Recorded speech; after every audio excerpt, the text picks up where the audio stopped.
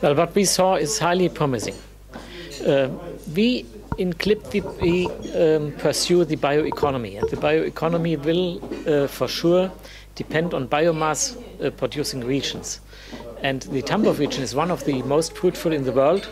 We learned that 20% of Russia's black soil is here in the Tambov region, and I think there's a lot of potential to produce not only food here, vegetables and potatoes and wheat and fruits, but also feedstock for industrial purposes. The most amazing thing were two.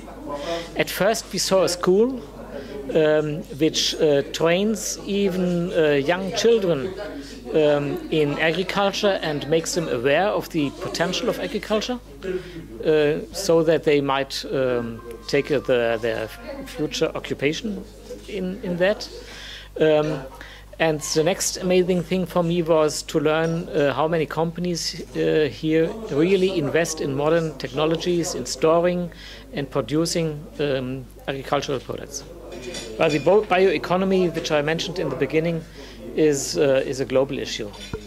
And Germany, for example, if it really pursues that vision, will depend on importing renewable carbon, in the same way as it depends today on importing fossil carbon, because we are an export-oriented industry, and the feedstock we produce in Germany or in Europe will not be sufficient to produce all the chemicals and the fibers and the food we need in Germany for our industry.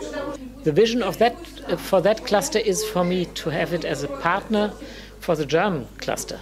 Because for German clusters and for other international clusters, it's fine to have individual members in foreign countries or in foreign regions, as for example in the Tambov region.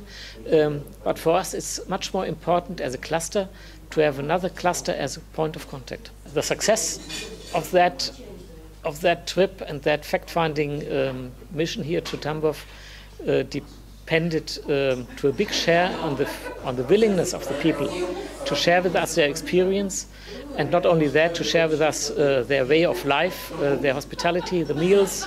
This is the kind of atmosphere which really promotes cooperation.